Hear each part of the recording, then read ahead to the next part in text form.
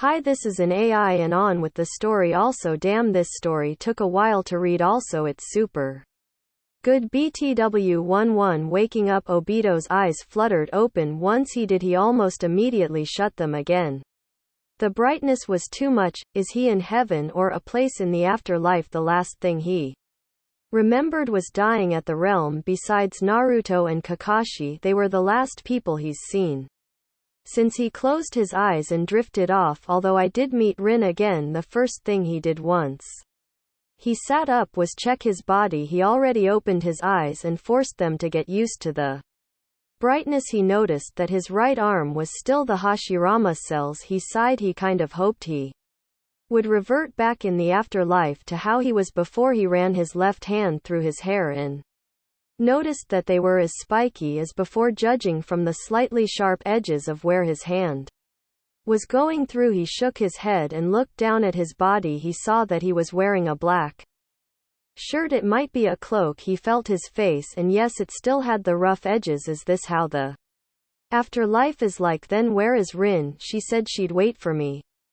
He seemed to already despise it slightly, but he was knocked out of his stupor at the sounds of voices. He looked around and activated his Sharingan, only to notice that they were coming from on top of the trees surrounding him. He decided to move. He ran to the side behind a larger tree trunk and used the cloak's hood to cover his head. He still didn't know if his hair was white or black like before, but he was sure he looked like a crook right now. He looked behind the tree and saw ninjas jumping down and onto the clearing. They looked around. There were two of them, and they were familiar. Obito's eyes widened in realization as he continued to stare at the duo that approached. Fugaku, did you hear that? A blonde man started looking back at his companion. Minato-sensei. I did. A brown-haired man this time answered Fugaku.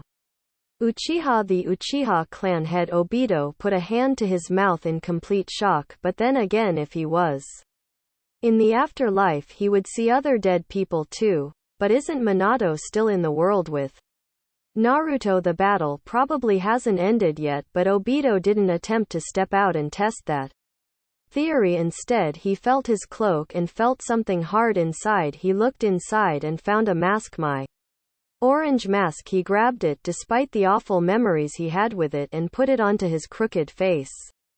With the help of the black band that was behind it, he found it uncomfortable since he could see in his other eye now, but that was fine. He peeked back at the duo at the front, but they were already gone. Obito gained goosebumps. Then he turned around quickly and was now face to face with his Minato sensei. The blonde man already had a kunai drawn and already aimed it at his neck. Sensei had always been merciless with his enemies, but Obito was faster than that and activated his Sharingan. Although instead of just going through the attack, he permeated down through the grass and soil. He looked up one last time and saw Fugaku running up to Minato. Minato looked down at him in with wide eyes while he floated down, passing through every microorganism in his way. He can tell that Minato saw his eye.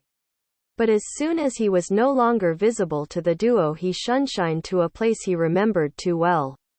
If Minato and Fugaku are here, then surely Konohagakure was close. He reopened his eyes once he finished his shunshin. His eyes almost immediately widened as he saw an old woman staring at him with obvious fear and surprise. Grandma. Obito backed away. He knew his grandma was long gone back in his reality, but just at the sight of the woman made his eyes water.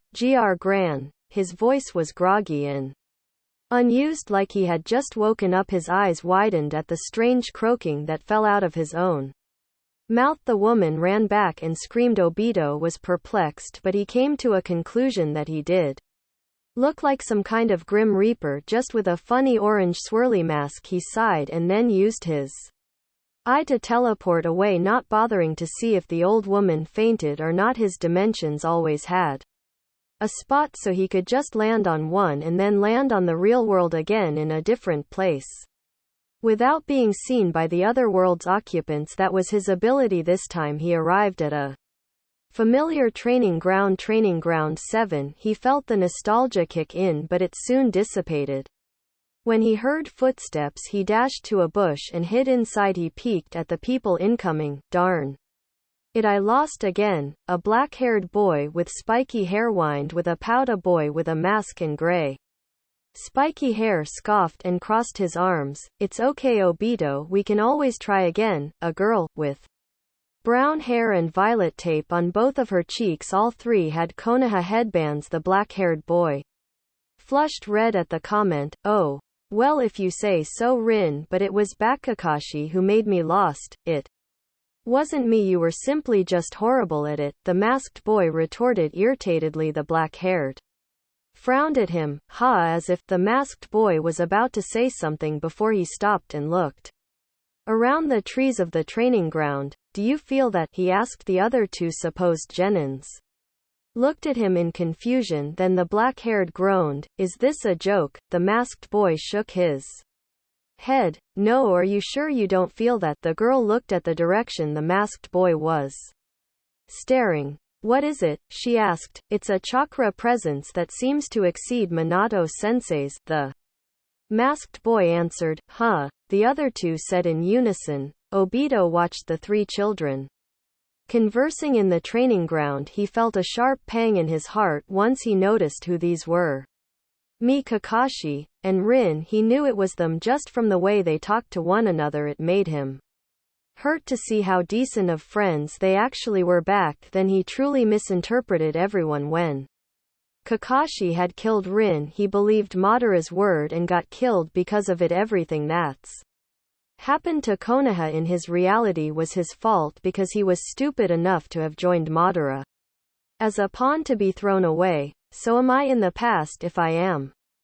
He gulped. If he was in the past, then maybe he can change things. What if he changed the past? Will it affect him in his reality? Maybe not, because he was already dead, but at least he can see where this goes. He listened in again. Do you feel that? He froze. He peeked again with his lone eye and saw the young Kakashi looking around with squinted eyes. Is this a joke? No, are you sure you don't feel that? Obito ducked further down behind the bush as the conversation went on. Was Kakashi ever this observant? What is it? It's a chakra presence that seems to ext Minato sensei's. Damn good calculation. Obito smirked at how genius Kakashi actually was. He was just stupid back then to not pride himself in having a teammate like that, but he decided to play it off. If he was going to change the past, then might as well start with introduction. He stepped out of the bush and the genins immediately drew their kunai. Just at the sight of him, maybe having a dark hood with a mask with only one hole is sketchy. Yeah, he raised his hands as to not alert the preteens any further. Kakashi didn't back down though, and his younger self followed. He stopped walking once he was only 2 meters away from them. Who are you? His younger self shouted with fiery determination. Obito didn't move even as the other boy started his Chidori. They wouldn't stand a chance against me. Hello. But I'll fix that for them. Too happy. Again. Hello. What do you mean, hello? His younger self yelled again. State your business, Kakashi said professionally. The younger Obito nodded. What he said. Obito didn't lower his arms to show that he was for a fact not hostile, and he was no genin killer. He only killed people in his way. Back in his reality, I am Toby. Might as well use that name, so no one asked. Obito, the girl Rin scolded. His younger self glanced at her worriedly. It's fine, he said using his Madara voice. It was just an especially deep voice, nothing like the actual Miranda's. The three seemed to flinch at the change. What? How did you do that? Is that a jutsu? The masked boy didn't put down his kunai but slapped the younger Obito behind the head. Not everything contains chakra, dimwit, he said, frowning at the younger Obito. Obito chuckled to himself, and that drew him attention again. Wait, I am not here to cause harm, Obito said, returning to his normal voice. In truth, it was slightly straining to use the deep voice. Younger Kakashi glared at him. And how are we supposed to know if you're telling the truth or not? Obito slipped off his hood and showed his white hair. He noticed it was white when a strand fell while he ran his hand through it. He stared down at them because of his height and showed his lone dark eye, but his eye held no intent to do anything bad to these genins. He brought his hands to his sides. Take off your mask, Kakashi demanded. Toby shook his head. I can't do that, sorry. Obito glared up at him with squinted eyes, but he gave up. He lowered his kunai and put it back on its pouch. Okay, just what do you want? He asked finally, and Toby walked a step forward. The three backed up. Kakashi channeled his Chidori and now it was intercepting with his kunai. He glared daggers at Toby. I just wanted to, you three, a voice shouted. The three genins turned around and saw Minato running to them. Toby didn't run away. Sensei, there's a man. Obito was cut off when Rin grabbed his arm as soon as Minato made it to them. Toby bowed his head. Greetings, yellow flash of Konohagakure. He used his deep voice. Minato eyes him wearily, his hand twitching at his kunai pouch. You, who are you? He asked. Toby lifted his head. My name is Toby, I am a new jonin. Minato's stance softened but his gaze remained. Is that so? He looked down at his three students and at the mention Kakashi stopped his Chidori. He pocketed the kunai. Minato looked back at Toby and approached him. Then why haven't I seen you before? I am from another village, sir. The Hokage had traded me, he said. Traded you, huh? Minato eyed him up and down, then he smiled. All right, if you're a traveler from a break, then you could have just told me. There's no need to lie, the blonde said calmly. Toby could only nod. Well then, would you like to watch my students train? I can tell you're not from here. Maybe get used to the Konoha way of things. Minato continued, leading Toby towards the middle of the training ground. He put on his hood again. He's surely not an Anbu, nor is he from Root. Hopefully he's not a spy as well. The war had just finished. Minato glanced at Toby with his mask. There was only one hole, and it had a swirly shape. He squinted his eyes trying to look through the man, but nothing came up. He already noted that this couldn't be the person he saw earlier in the forest. It didn't seem like the person had a mask, but they were showing only an eye, and that eye's Sharingan, but they were already too far down into the ground for him to see more. By the time he was able to peek, the only thing he saw was the Sharingan. He told Fugaku, but the Uchiha clan head didn't say anything about Uchihas staying in the outskirts of the village. The man he was walking with right now couldn't possibly be that man. Right, maybe not. I'll inform the Hokage. But until then, he might as well indulge in training with his students. Toby knew that his past sensei was already suspecting him. Surely the man had seen his Sharingan. Hopefully no one would reprimand him, yet he knew Hiruzen was still alive. So if he did get reprimanded, then maybe the Hokage could understand that he was from the future. No one could just use the Sharingan and look like one of the Uchihas despite the hair, but Toby didn't think of that right now, because right now he could happily watch his past self train happily with his teammates that Toby knew he took for granted. He still loved Rin, but the time to reunite with her could wait. Minato had offered him to sit on a bench laying around in front of the training ground. Toby had gladly taken it and sat down. After a while of tired consciousness, he leaned on the back of the bench and relaxed. Surely Minato wouldn't kill him in his peaceful sleep. Maybe take off his mask, but not kill him. Hopefully not kill him. The blonde could be merciless as well as loving and caring. Merciless only applies in the battlefield. He's a monster in war, but the most Toby had seen him was when he was being nice. Kushina was nice as well, but wasn't as much of a monster as Minato in the battlefield. Toby kind of regrets ever getting Minato and Kushina killed. He only wanted the 9 tails, but he failed that and got a hole in the two's chests. Not to mention Naruto was the one who got the 9 tails and was also the one who ended up watching him die in a nice way. Either way, he watched the genin start to form a stance. Toby had just noticed, but Rin was actually walking towards him. The young girl sat down at the bench a little further away from him, and out of respect, He moved at the edge slightly. He saw his younger self and Kakashi arguing again, and Minato was trying to calm them down. If I want to change the past, then I have to make sure my past self never meets Madara.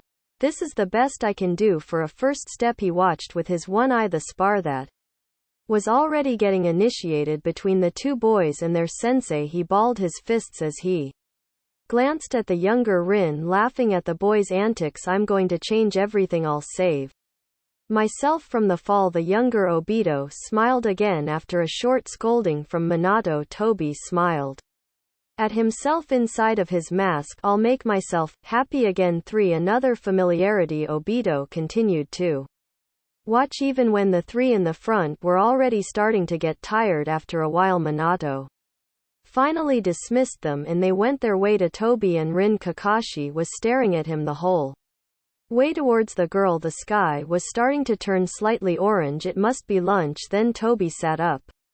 Once the younger Obito and Kakashi were already sitting beside Rin, but he was stopped with a hand in his shoulder. Where are you going? He turned slowly to see Minato smiling at him. It looks plastic.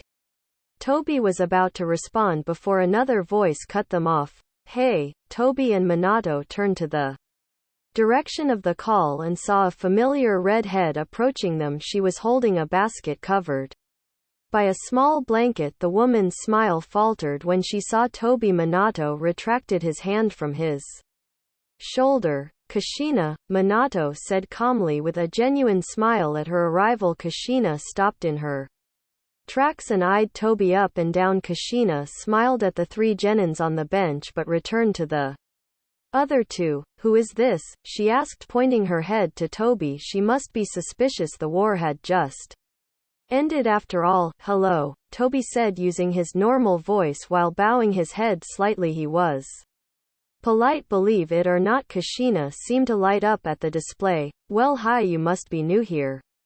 Ever since the war, we've taken in quite a few refugees. Toby gulped, because if he denied it, there was a chance Kushina's temper would get to her and he would be fried. Uchiha. But instead of answering for himself, Minato hummed. Yes, he's actually a traveler. Anyway, what do you have there? At the last sentence, the three genins ran to the red-haired Uzumaki. Right, I almost forgot Kushina was an Uzumaki. Toby watched as the two genins, being his younger self and Rin, were listening to Kushina as she said what treats and lunches were in the basket. Minato and Kakashi watched from the sidelines, and Toby was finally heading out to be able to change the past. For now, all I could do is wait, but unfortunately Toby was stopped yet again. Why don't you join us? Kushina asked, turning her head around slightly to look at Toby. He gulped again. It'd be a waste if you came and wasn't given anything, Kushina continued, and Toby had no other choice but agree. She walked up to the redhead and she smiled upon seeing him approaching. All right, then why don't I go set up a picnic instead? Wait a minute, she said, then walked to the shade of the trees and put down the blanket. Obito and Rin followed, and Toby was also on his way. He noticed Minato's stare burning into him, but he ignored it for now and watched as the genins sat down on the blanket. Toby kind of found it embarrassing to be a complete stranger right now and joining usual activities with these ninjas, but he sat down on the edge anyway. Kushina smiled at him and then turned to Minato, still far away. Are you coming, Minato? She asked, and Minato's gaze darted to her. Ah. No, you go ahead, Kushina, I've got some things to attend to. He turned around but waved. Lastly, take care of my students for a while. I'll see you later. With that, he jumped off. Kushina shrugged and turned her attention to the three genins, now picking out which to eat, but Kakashi ate behind a tree to avoid them seeing his face. Younger Obito was stumped about it, but he let it go because of his hunger when everyone noticed Toby wasn't eating.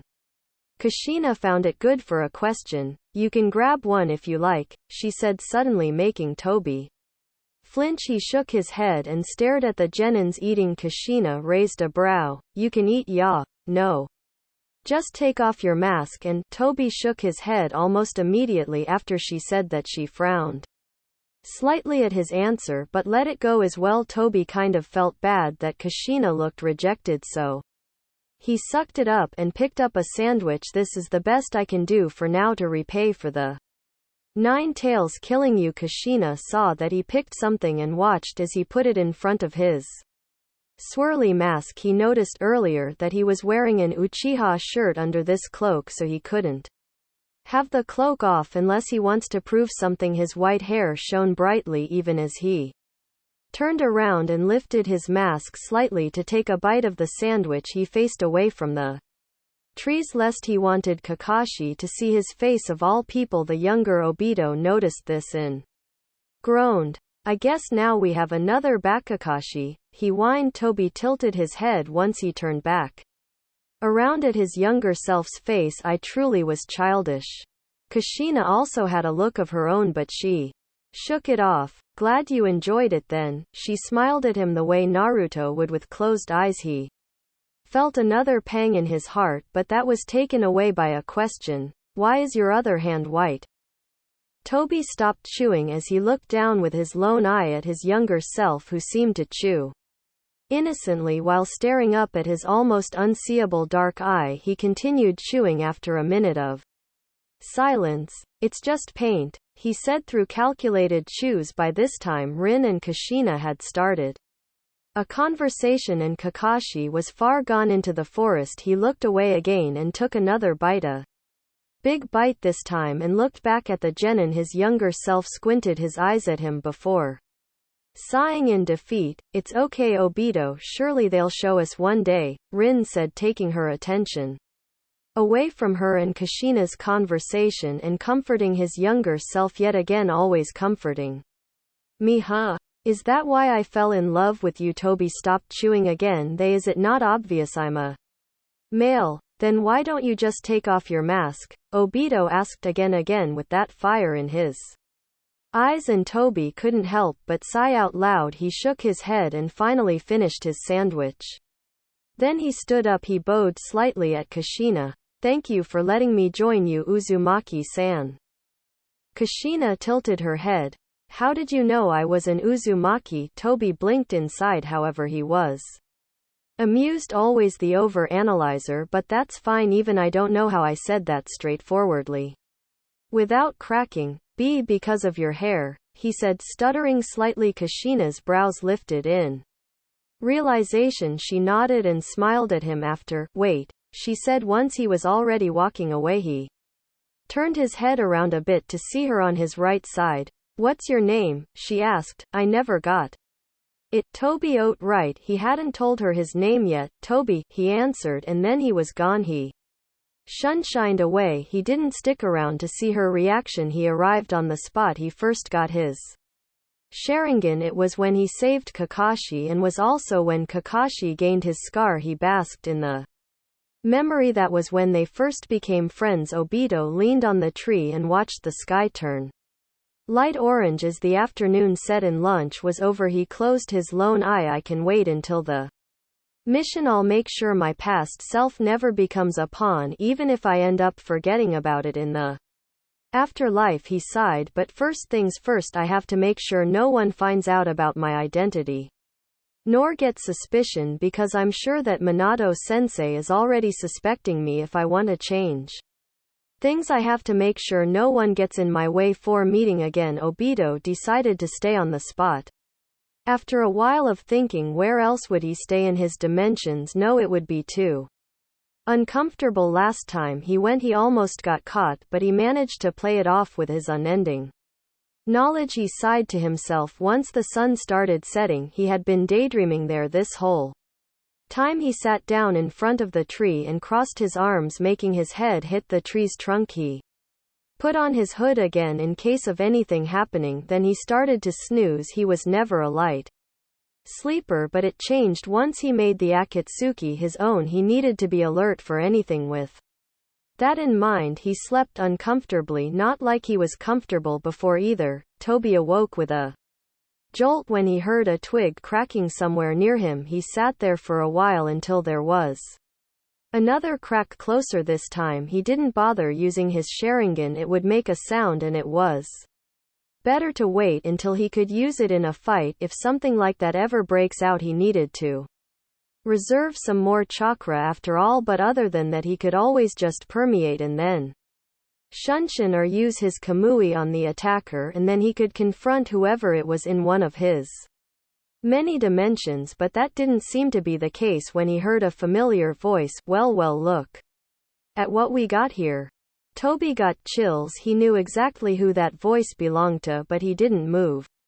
There was no reason to fear that white mass of Kaguya's magic. He closed his eye and listened. He went as limp as possible but didn't slide off the tree trunk. Who is? Another voice trailed off once it reached where Toby was. Ooh, a ninja or a rogue? It exclaimed and asked sarcastically with a chuckle. The other one chuckled with it. Toby didn't dare move, not yet, not when the other creature was the one who helped him kill all those hidden mist ninjas that dared kidnap the love of his life in the other one that helped him form another version of the Akatsuki. He didn't open his eye either. He couldn't risk getting caught yet. Then he heard nothing, just silence. Toby then opened his eye into a slit, but he jolted back once he did, opening his eye wide. Staring right at him with feral grins were White Zetsu, and the other one that had a face that replicated his orange mask perfectly. His eye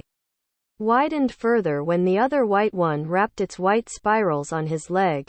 I knew you were awake this whole time, the one that grabbed him exclaimed with a laugh. Right, this place is close to where Madara found me, so they've been surveying this area this whole time. Did they bring a spy to Konoha just to perfect their plan to take me as their own? Toby didn't struggle even when the creatures dragged him by his leg to God knows where. While chuckling to themselves, he just closed his eye and waited patiently. Permeating meant that they would lose grip, so he didn't bother. He sighed. This was going to be long. Toby didn't notice, but it seems he passed out on the way and woke up because one of the two creatures were trying to take off his mask. He shook its hands off and glared, not daring to use his Sharingan. He noticed that his white hair was in full view and his cloak had long been discarded. Now the Uchiha crest lay proudly on his back. He looked in front of him where he sure heard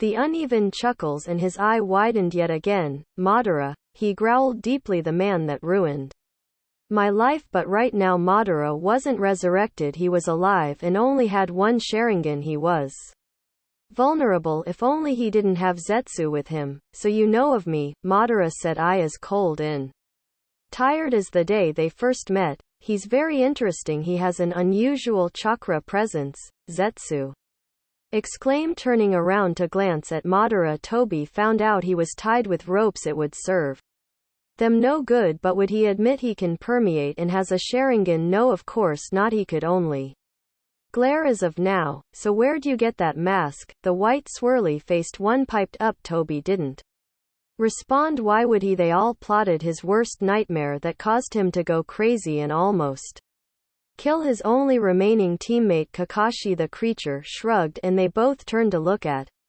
Madara. His white hair was flowing and he was frail and skinny. You are an Uchiha, aren't you? He said, not asked. Toby didn't respond still, and it was obvious just at the crest. Tell me now, what is your name? Toby squinted his eyes at the old man but didn't say or do anything else. Madara stared back at him and obviously saw his defying stance. Toby was tensed because despite betraying the man, in the end he was still just a pawn for the rest of his life until Naruto convinced him no matter what, he would never let his past self meet with this crazy old hag. All he would do is plot and make him activate his Mangekyo, murder the whole Uchiha clan, get Naruto orphaned and kill one of the legendary Sannin because of the Akatsuki's paths of pain. Not at all in that order. There's no way I'll help this senile old hag again. The old man watched him try to escape without using his Kekkei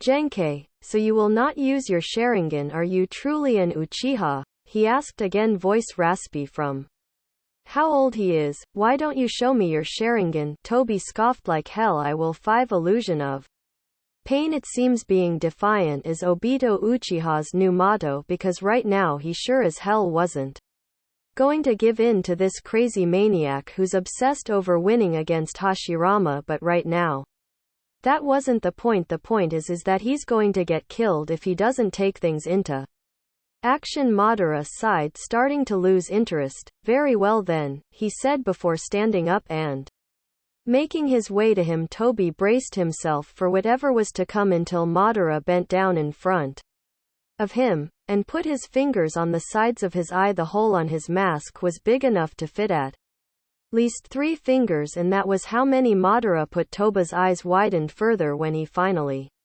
figured out what Madara was trying to do, but he didn't struggle, only braced himself. He wouldn't use his Sharingan, never, especially in front of this crazy individual. He saw Zetsu and the other one laughing at his state, but instead of being scared, all he felt was annoyance. Is this how Sasuke is? Always feeling in the academy. He was going to talk again before he felt pressure on his eye. He couldn't close it when he tried, and he watched as Madara waited for a reaction, but Toby didn't give any, until the eye started to bulge and bleed from the sheer pressure of the man's fingers. It hurt more than he thought. A sharp gasp filled the air when his vision started to get blurry and the pain started to set in, but he didn't activate his Sharingan. He writhed around in pain, but soon enough it was too late for him to react. The eye was now in Madara's hand, and all that was left was his socket, bleeding down to his chin inside the mask. He could no longer close it because of the emptiness in the newly destroyed nerves. He gritted his teeth, as that was the eye that partnered the one he gave Kakashi. Because of the pain, the emotions, and the new anger he felt for the taking of his eye, he activated the Sharingan on the other side of his mask, which made a loud sound, and then something cracked. Something broke. Toby was panting by the time he was out of the genjutsu. The ropes were long gone, and he was now facing the floor with immense aftermath pain. It subsided, and all he could do now is glare up at the man who put him in the said genjutsu. His Sharingan was strong despite losing one because of the Izanagi. Toby touched his eye consciously and sighed, relieved once he found out it was fine. The genjutsu felt too real, so he had to check for himself if something did happen in reality. Thank the gods my eye is still on me, he sighed again, but then he steeled himself and stood up, shaking all the while from the aftershock. He balled his fists at his sides once his glare outright returned. So you are an Uchiha, Madara stated, but Toby didn't answer, not like it was a question anyway. No one without the Sharingan can break through my genjutsu that quickly, the man continued matter-of-factly. Toby tsks defiantly again. Madara stared at him through that face of neutrality. Woo, another Uchiha? It's been so long since the last time we've seen one, the swirly one commented enthusiastically. Zetsu nodded, following the other's surprising energy. Toby felt his legs shaking with fear for a minute, but he quickly made them still. He shouldn't be afraid. He was more powerful right now, but then again, it's not like I've seen Zetsu and the other one's full potential yet. But that thought didn't bother Obito. Uchiha inside of Toby. He wouldn't die yet, not here. He would much rather die changing his past self's future than rot here with the same man that treated him like a pawn. Whatever. He couldn't help but be sarcastic as well. He was feeling irritated and angry and annoyed and everything else. It was all mixed emotions right now, and since they know now that he was an Uchiha from the use of his hidden Sharingan, he might as well leave using the same tactic. He held his mask with one hand, not to take it off, but to keep it still. He glared at Madara once more with his lone eye through his fingers, flashing his Sharingan at him coldly. He started his Kamui, the swirling effect already triggered and ready to swallow him. Goodbye, Uchiha Madara, and then he disappeared into his dimensions. Madara and the other two sat in the new setting silence. Zetsu was glancing at where Toby once was with surprise. Madara hummed after another moment of this still atmosphere. Interesting indeed. Toby ended up teleporting on the training ground again. He was still panting. Itachi's genjutsu is another problem, but Madara's is. He shook his head. He didn't Want to admit Madara was still powerful in his eyes. He sat down on the bench again like earlier in the day and laid down sideways. He kind of missed his bed in the land of waves, but he shouldn't regret things. He laid down until he finally noticed that he didn't have his cloak anymore. Anyone could see from his backside that he was in Uchiha now? Damn it, I should have retrieved it before I ran. He sighed once more before finally lying his head uncomfortably on the bench. It seems the tree trunk was better than this. He opened his eye and looked up. I have to be patient, those were just illusions that Madara gave. I shouldn't feel too much pain from the aftershock. It didn't hurt anymore, but the feeling in his gut didn't leave. He was wary right now because anything could happen. Suddenly getting brought to the past and making a goal to change it was enough, but meeting with Madara again by myself, he groaned to himself quietly, closing his eye. Now what the hell have I just gotten myself into? 6 Visitation. Only a few hours had passed since Obito slept again on the bench before he went into one of his dimensions to retrieve another cloak. He had to get up early because Jonins and Anbu would always be around earlier than even he could be awake. Kakashi was always the early bird. Despite acting all carefree and moody, it was Obito that was always late. Back then he made sure to go back, but in between the trees he didn't change his mask, but he did get a breather earlier in his dimension. He made sure to hide even though it was still quite dark out. He stayed there for what felt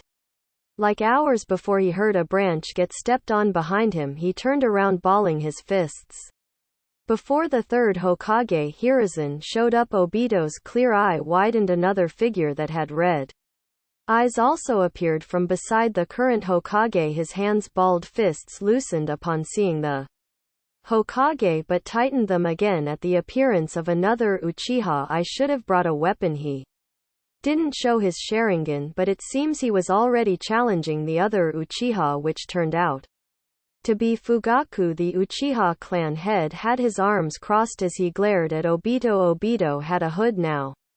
Sadly, the same one he wore when he got Minato and Kushina killed. This cloak was the only thing he had in store in the other dimension. The Hokage raised a hand, but Obito didn't back down. He knew those tricks, those things the Hokages did. A false promise of peace. The Hokage, seeing Obito's new tense stance, lowered his hand and cleared his throat. So you are the one Minato has told me about? He asked, but earned no answer from Obito. The Hokage squinted his eyes at him. Hiruzen was always quick to get suspicious. Fugaku walked a step forward at the silence before Hiruzen shook his head. Fugaku stepped back at the motion. Despite being independent, the Uchiha are still inside of Konohagakure. The clan head would only have to obey the Hokage's orders. Hiruzen cleared his throat again while Obito also took a step back. Please, we are not here to hurt you. Can you tell us what you have to do with this village? He asked. Obito scoffed, only scoffed, but didn't say anything. Of course he respects the Hokage, but right now he was only deemed a villain, not at all reaching their standards. The Hokage frowned at his response, but before he could say anything again, Obito flashed his Sharingan. Fugaku's eyes widened at the display as well as the Hokage before a chilling deep laugh was heard. Obito held his mask again, his other hand dangling at his side. Don't get in my way, Sarutobi. My matters are not for you to see to. And then Obito disappeared again with another swirl of his Sharingan. Hiruzen's eyes widened further at the voice he held onto the tip of his Hokage hat. He tilted it down to shadow his face. Hokage-sama. Hiruzen raised his hand and that effectively silenced the Uchiha clan head. His Sharingan deactivated. Call Minato. Hiruzen started. It seems someone has brought back a dangerous Uchiha from their grave. Obito panted again once he landed in a random area in the forest. He was using his Kamui too much. He was sure it surrounded the village, but that didn't matter. He noticed the sun was rising already, the sky getting filled with that yellow sunrise hue. He leaned on a tree and took off his mask. His face was sweaty from the heat of his tight Mask. He touched his face again and of course the rough edges were still there. He sighed. I guess now I'm wanted, he mumbled to himself. Hopefully there aren't any wanted posters yet. The Uchiha's eyes can memorize quickly, so they might be doing a sketch of me already. He then stared at his right hand.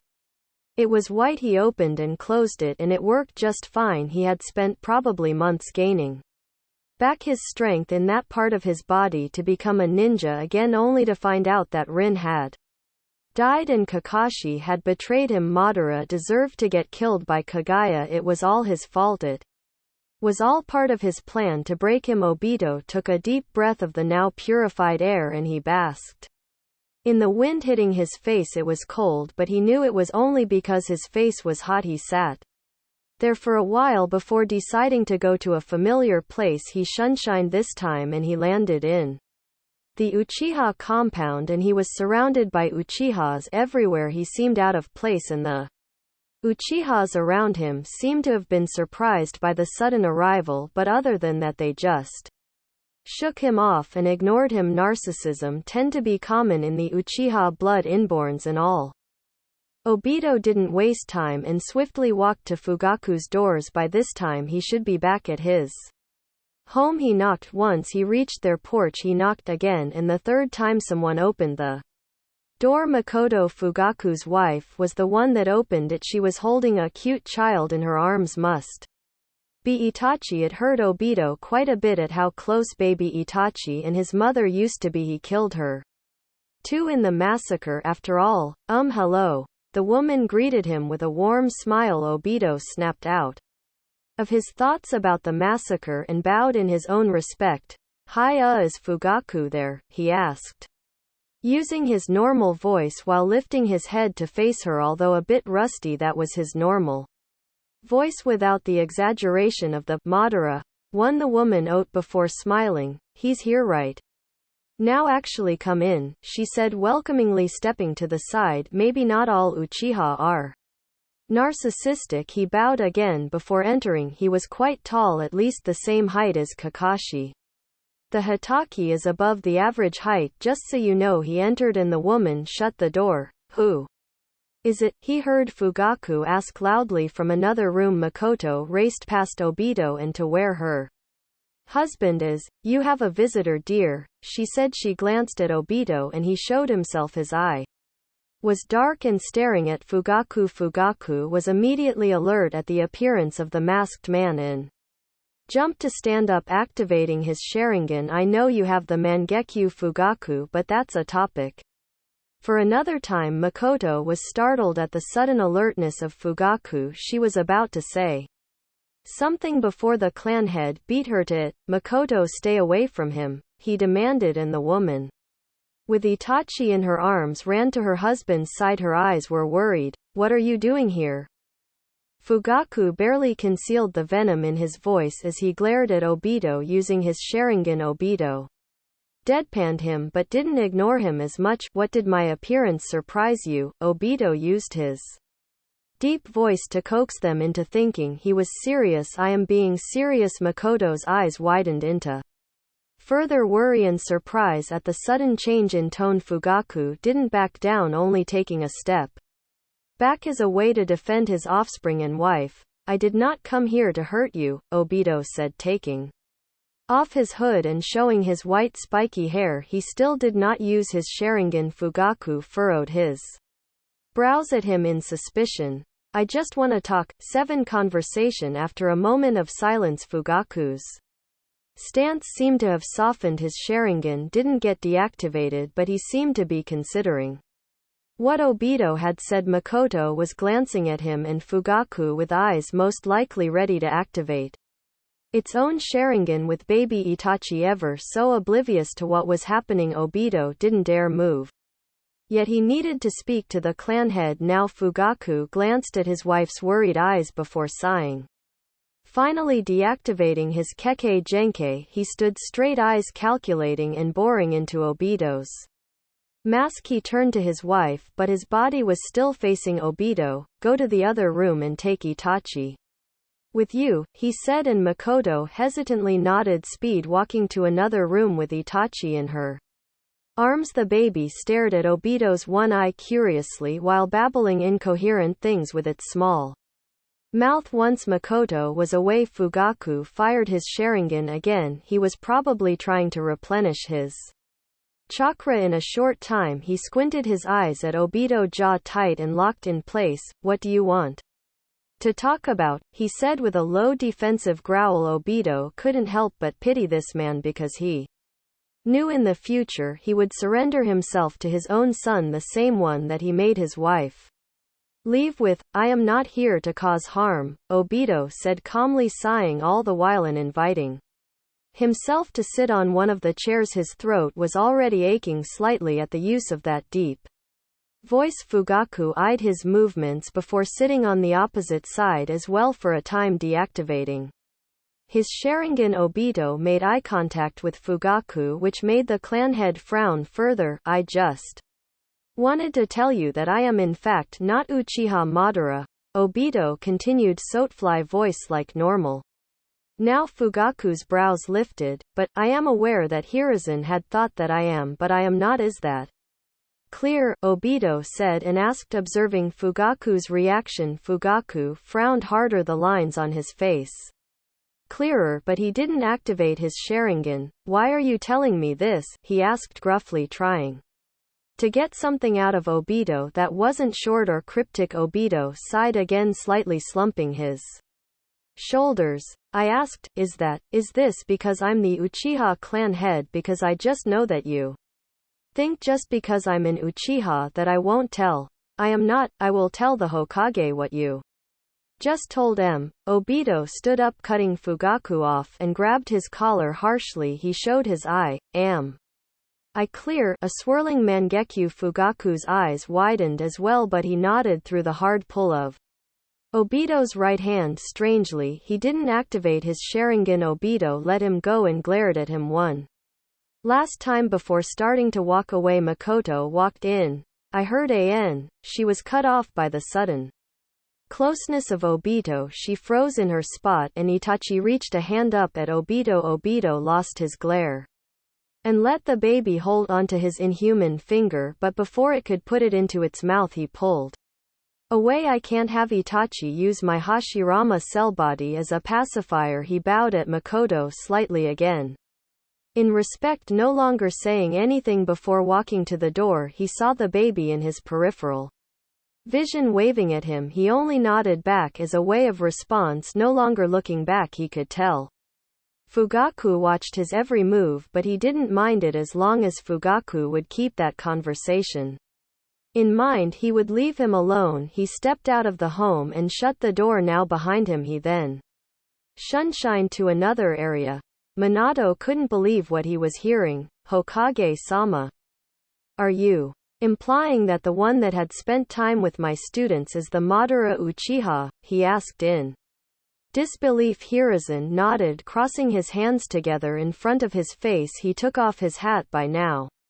Minato frowned. So is he also the one that me and Fugaku had encountered outside of the village? He asked again, but Hiruzen didn't respond. You saw someone like that in the outskirts of Konoha? He asked, and Minato nodded. Yes, Hokage-sama, they had a Sharingan as far as I saw, but I saw no mask. The blonde said, worry etched onto his face at the thought that the Madara Uchiha had encountered even had a casual conversation with his students and Kushina, and also at the fact that this man holds special jutsu. From how the Hokage explained it, it might have also been a space-time jutsu like his. He glanced at the pouch strapped to his leg that contained the special kunai. If they have that kind of jutsu, then they would be hard to fight, but this is the Madara Uchiha in the legends we're talking about, not just some rogue that decided that invading Konoha was a great idea. This will be a big problem if we leave him. Hokage-sama, someone interrupted, entering the room. Minato turned around and saw Fugaku entering. Yes, Fugaku, Hiruzen said. Fugaku cleared his throat, but not before glancing at Minato. It seems that the one that has come to Konoha with a mask is not Uchiha Madara. he stated. Hiruzen raised a brow and Minato furrowed his brows in suspicion. And how do you know that? Fugaku, Hiruzen asked again, earning a straightforward answer. One of the Uchihas has gone rogue.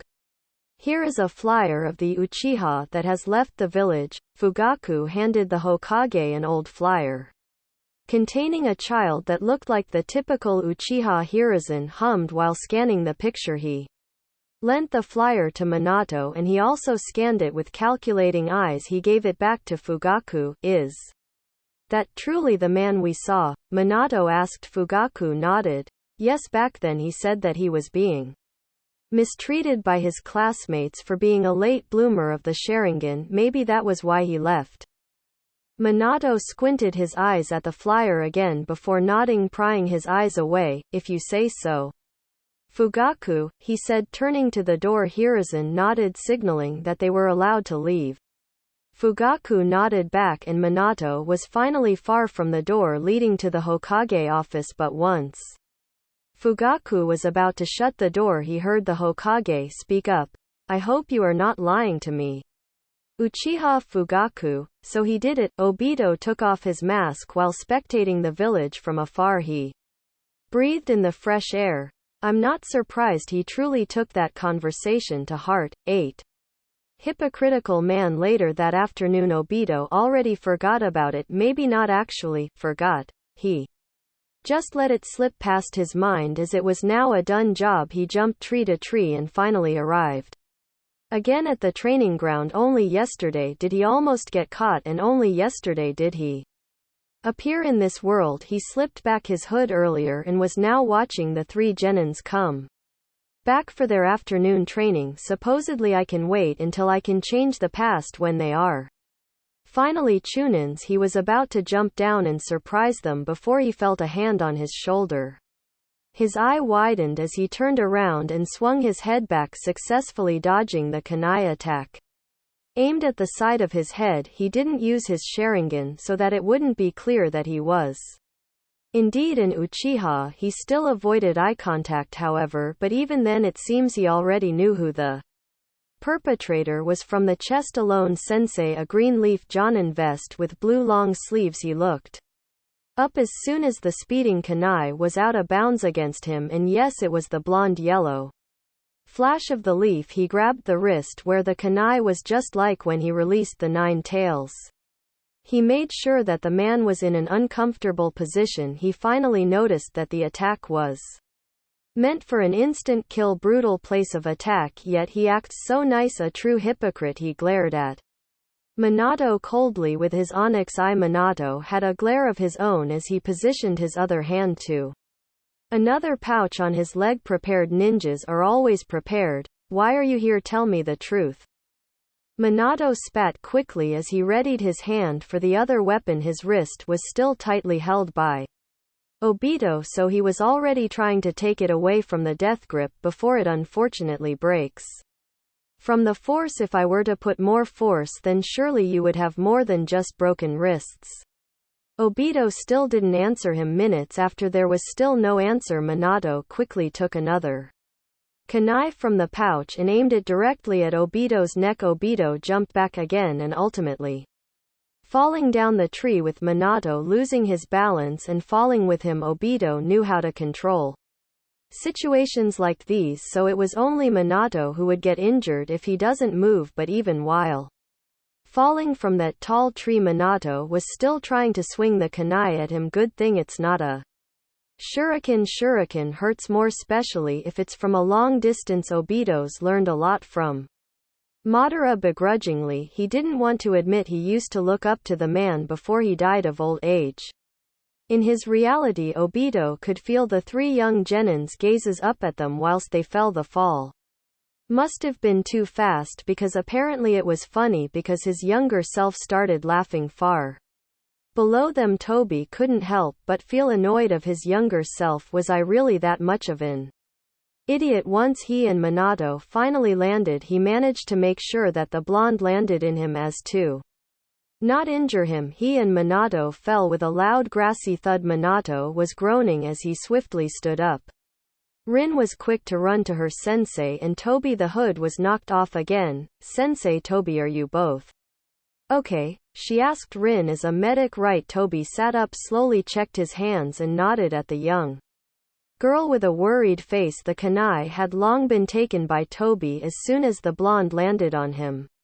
He hid it in his cloak. He glanced at Minato and the man was already trying to reassure his young students that he was fine, as well as Toby. What were you both doing, sensei? You were pretty funny.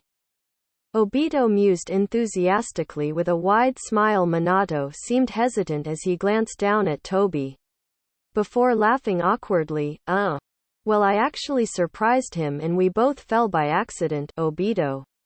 Oh, really? He glanced at Toby and then his mouth split into another smile. Why won't Toby train with us? He asked, and Kakashi bumped Obito with his elbow. We don't just bring in some strangers into our training, dimwit, he said with a frown. Obito pouted. Minato's brows lifted as if considering an idea. He started to rub his wrist, the same one that Toby had grabbed. As he sighed, glanced the white-haired with an expression that looks dark. Then he turned back to his students with a light smile. Damn hypocrite. I'll consider it, Minato said. Obito perked up while Kakashi grumbled. Rin didn't seem to mind the idea as she smiled at Toby, who was now starting to stand up while holding his back. Obito was about to speak to Toby before Minato lifted a finger, but he started as Obito turned around to look at him. It would happen tomorrow. We have special training today because the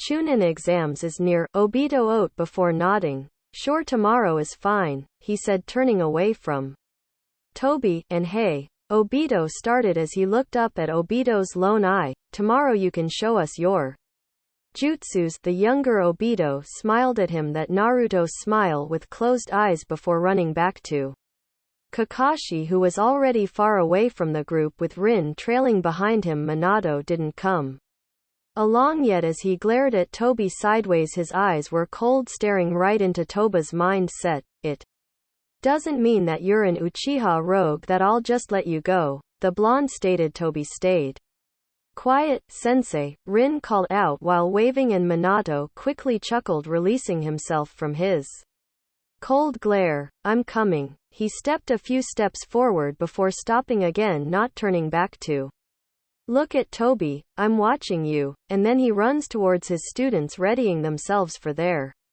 training. Toby watched from far away as Minato conversed with his students like nothing even happened.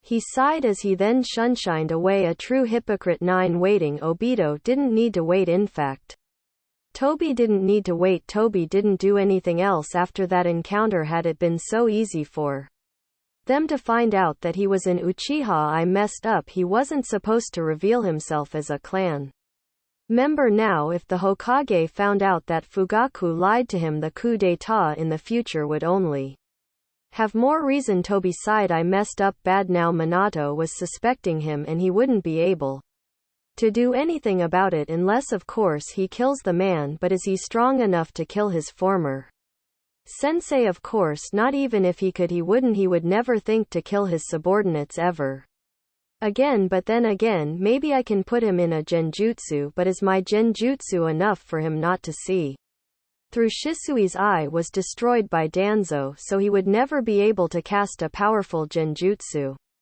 like Shisui's. Until now, he seems to want to kill Danzo. Still, he rested his head on the tree. He was atop a particularly tall tree on a specifically big branch that can fit 3 small genins. No one had the reason to go and see him there, and the fresh air was great. This could be a good spot to stay in. For the meantime, he allowed his tense body to relax. Even though he played it cool with Minato, it was still a very dangerous situation, and who knows, maybe the blonde also sent out a shadow clone to follow him and figure out who he was. He stared at his hands again. Only a little earlier did he encounter Madara. Tomorrow is a big day. Now that he thinks about it, what kind of jutsu could he show that won't make it obvious that he's an Uchiha? And should he be showing his chakra nature to Minato?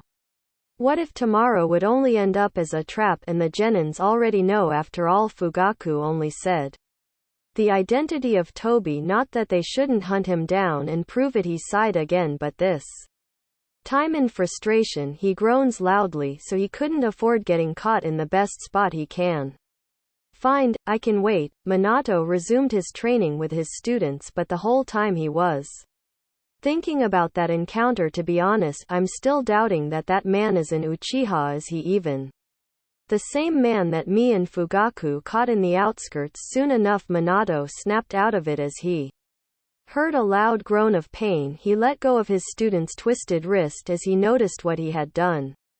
"Oh Kakashi," Minato exclaimed as Kakashi was rubbing his wrist and grumbling. "I'm sorry, I wasn't paying attention," the blonde said, looking to the side. "I almost broke my student's wrist." Minato scratched the side of his head in shame, but then again it could have been mine broken if that masked man didn't jump back and get me to fall with him. Kakashi tsked before continuing his fighting stance.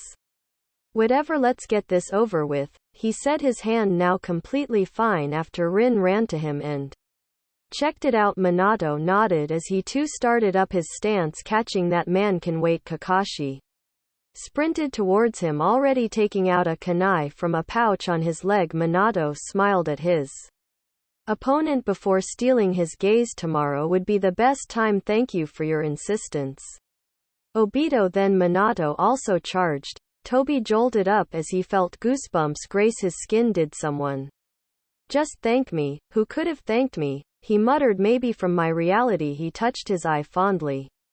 "Maybe Kakashi thanked me for my gift." He shook his head with closed eyes. "I'm never coming back to meet him until he dies as well, but he and Rin could be my motivation to truly change the circumstances of the past." They didn't have anything to remember him by other than the ashes that he was sure already flew away, or was it dust? He couldn't tell. Hopefully they had already beaten Kaguya, and she is now nothing but fertilizer. Maybe not that bad. He leaned his head on the tree again. If he wouldn't be able to do anything to pass the time, might as well just sleep. Does the body good? I guess it won't be bad for me to replenish my chakra and energy for tomorrow, right? He would be showing them jutsus. He obviously won't be showing them his Sharingan or his Kamui, but it wouldn't do any harm to show them some of his earth-style jutsus. Tomorrow would have to wait for his awesome self-taught earth jutsus in his head. He seems really confident. Maybe he is. He smiled to himself lightly. "I guess tomorrow won't be too bad." 10 Stressed Kakashi was never usually the one to intervene in non-ninja related things, but maybe this time it is ninja related, because he doubts that his sensei and that masked man were just playing around. He had witnessed a small part of what was happening atop the trees, and he couldn't believe that his sensei had lied when he was sure it was a dangerous situation. But why would sensei want to attack the masked man? Kakashi was still a child. He may be a prodigy, a young chunin, but he still had the mind of a child. Being stressed was part of that.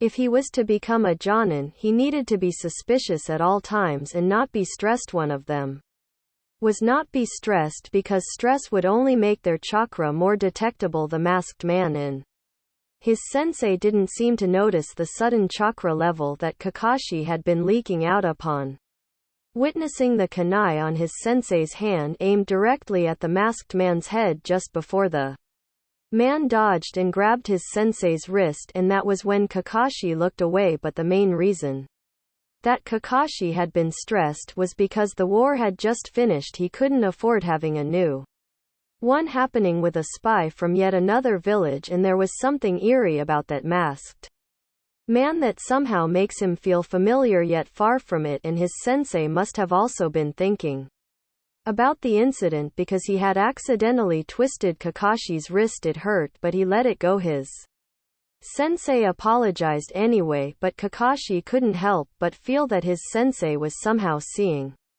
Kakashi as the masked man from earlier, seeing as he was reenacting what had happened to his own wrist. They continued their spar either way, but that was yesterday when Obito stupidly asked the masked man to join them in their training. At that moment he severely hated the Uchiha. How can he be So dense he's stupid, but not that stupid. Kakashi sighed as he leapt out of bed. Today that suspicious man would be training with them. Obito woke up particularly late, at least in ninja standards he was late. From how the sun was positioned in the sky, he could tell he would still be considered early. Even if they already started, he sighed before stretching his arms and jumping off the bench, but not before grabbing his mask and putting it back on. Then he was ready. He still didn't know what jutsu to show, though he didn't shunshin, just ran as he passed by multiple stalls in the village. He didn't have any money on him, but because he wasn't local, a man in a stall of his own gave him a treat for free, although the next time he would have to pay if he ever bought there again. A nice man. The outside world's expected side of the village hidden in the leaves. Obito thanked him before continuing to run towards training ground 7. Not long after he finished his breakfast, he reached the place. He saw Rin and Minato sitting on the bench while his younger self and Kakashi had a spar. The two in the front then saw him approaching. Then quietly Obito returned to Toby. Took you long enough, Kakashi grumbled audibly. Toby didn't say anything as a response to that, although it did seem he was late. From the looks he was given, old habits always resurface. It seems his younger self smiled widely. You're here, why don't you show us your jutsus, he said as he ran to him, forgetting about his and Kakashi's spar. Was I always this excitable? I mean, right now I'm a stranger. Toby nodded slowly as if hesitant. Minato sat up and Rin followed. Obito, since we're already here, why don't me and Toby have a spar? Maybe then he'll use his techniques, the blonde started. Obito oat. Before nodding, Toby could feel Kakashi's stare at the lone hole of his mask. He ignored it as curiosity, but really Toby was turning quite nervous. Imagine having a spar with the village's feared yellow flash as an enemy. Wouldn't it make you nervous too? I have to be careful. One mistake can lead to dire consequences. Toby nodded again, and Minato gave him yet another fake smile. His eyes said it all. Toby walked towards the middle of the training ground where Obito and Kakashi was before. While Minato trailed behind him, he made sure to be extra alert in case Minato decides to put a seal on him like their last fight. The Rasengan on his back hurt more than it looked. Behind them, Toby could already hear the genin talking amongst themselves on who they think would win. How would this match end anyway? Toby gulped. If Minato kills me now during this spar, then he can explain afterward why, and his students could and would only believe him. I really don't know. How about we just watch? Rin said, and Toby heard. We can, but we don't know what to expect yet. Rin's right, we can wait till then, his younger self piped up. He also heard Kakashi grumble. The three genins he heard sat down and decided to observe. Soon enough the two adults were already in their positions. Minato was from the genin's point of view on the left side, while Toby was on the right. Toby and the blonde had a stare down. The genins quieted down and only watched their movements. Toby squinted his eye, but in the blink of an eye there was a kunai headed straight towards him. He couldn't see the handle, but he knew it would be dangerous. Even then it was aimed right for his forehead. He moved his head to the side and quickly jumped away as Minato reformed and caught the blade behind him. The blonde had a glare on his face, and Toby immediately knew what he was going for. He was going for the kill. Minato returned to his stance again, but this time Toby humored him. If he planned on killing him, then he might as well play rough too. Minato won't know what's coming, as he too made a stance now far away from the blonde. He put his hands together. This is going to be fun. ANND cut next part in 2 to 3 days. Bye.